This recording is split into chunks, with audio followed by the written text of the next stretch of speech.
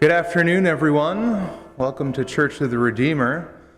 We have Lenten organ recitals all through Lent on Wednesdays at 12:15. So come back again next week. If you're joining us online, hello to you as well. And I ask that you like and subscribe to the channel so you get notified of things that are coming up. I have one sort of sad announcement to make, and that is the Telemon in Paris concert on Sunday has been postponed to the fall due to some of the performers. They didn't get sick, but they're being extra cautious around things, and it'll happen again in the fall.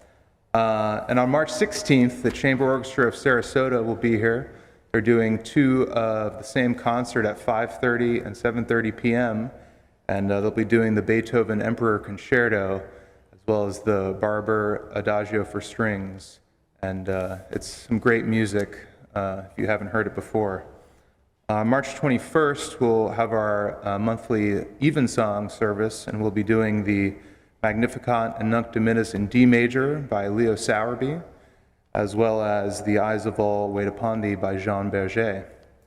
I also wanted to bring your attention to some upcoming digital content that we're making that's all pre-recorded. We'll be doing a video of some pieces from, some movements from cantatas by J.S. Bach that will all be done digitally and distantly. We'll record all the parts separately and put it together. And then we're also putting together a nice video of Lenten music that will feature several familiar faces, including myself, my wife Thea Lobo, Adelaide Bodecker, Calvin Griffin, and Ann Moe, our Organist Choirmaster Emeritus. So look forward to that. It'll be a real treat. So about a week ago, Dick Benedum didn't even know he was playing this recital, which was my bad, a communication failure. He said he would think about playing it, and then I took that as, all right, you're on. And anyway, he agreed to still come, so we're very thankful for that.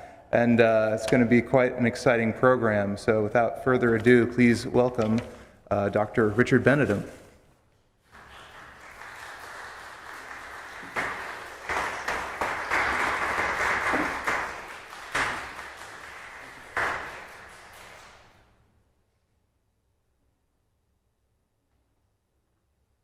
I'm here, like it or not. I wanted to say just a word of thanks, first of all, to Sam and Church of the Redeemer for the invitation, and I'd also like to thank those of you that are present for being here in person, and those of you that are online for attending online. It's always nice to have an audience, whether virtual or in person. So thank you. This concert features the music of two of the three Bs, Bach and Brahms. The Bach piece, Prelude and Fugue in E-flat major, form the beginning and the end, the bookends, you might say, the front and the back, of the great collection that was published by Bach in 1737 called the Klavierübung, Keyboard Exercises, Part 3.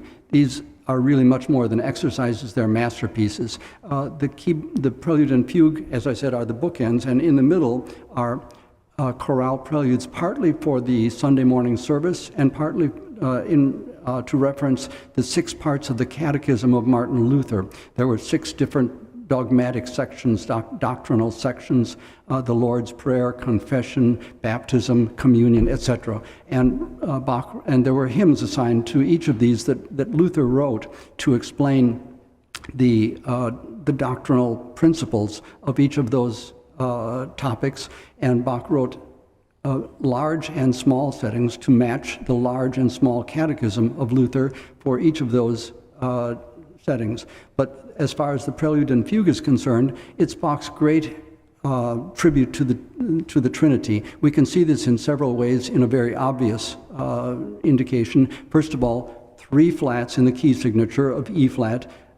Second of all, the Prelude and Fugue each has 3 very, very distinct parts. And so that's another indication of the 3-partness that Bach is paying reference to. In a more subtle way, I think in both the prelude and the fugue, there are internal references to each of the persons, Father, Son, and Holy Ghost of the Trinity, but I don't necessarily want to get into all kinds of detail about that, but it is a great piece, and I think you'll enjoy it. The Brahms pieces were written at the very end of Brahms's life. He wrote a small number of organ pieces early in his life, but in the year before he died, 1796, he wrote these 11 hymn tune preludes. These were the last compositions he wrote. And they clearly show that he was very preoccupied already. I think he knew that his death was near. He was sick towards the end of his life, and he was beginning to come to grips with what it means to die. Of the 11 pieces, two hymns have more than one setting, and those are especially indicative, I think. One of those with even 3 settings, 3 different compositions based on the same hymn tune, is O World, I Now Must Leave Thee. I think self-explanatory connection to Brahms's mindset at that point. The second piece that has more than one setting has only 2 settings, and I'm going to play that today. That is My Heart is Filled with Longing. We know that melody better as O Sacred Head Now Wounded, the Passion Chorale, but for Brahms the words were, My heart is filled with longing. Another very clear reference to the end of his life. I have a little story to tell you about Brahms, and then I'll do some playing. For many years, I was teaching seminars on the music of Mozart in Vienna, and one of the last things we would do during our 4-week stint is we would go out to the central cemetery where all the composers, the important composers, are gathered in one section. It happens to be section 32B if you ever want to go to the central cemetery in Vienna. And there are then graves for each of these composers. At the foot of Brahms's grave is a very simple grave, was a small little 3x5 card that someone with a very shaky hand, probably an elderly person, had drawn staff lines and had written the melody, not of the famous Brahms lullaby, da-da-dum, ba-da-dum, not that one, but there's a different lullaby from one of the Brahms intermezzi from piano pieces from Opus 117, I think it is. It's either 117 or 118. Bum, ba-dum, bum, bum, ba-da-dum, ba. Like so, it begins. It's a gorgeous piece. And the person had written on the bottom of that little 3x5 card, he had written the melody out, and at the bottom he wrote, Rest well, my friend. I think that I get tears in my eyes when I tell that story. So I hope you enjoyed Bach and Brahms.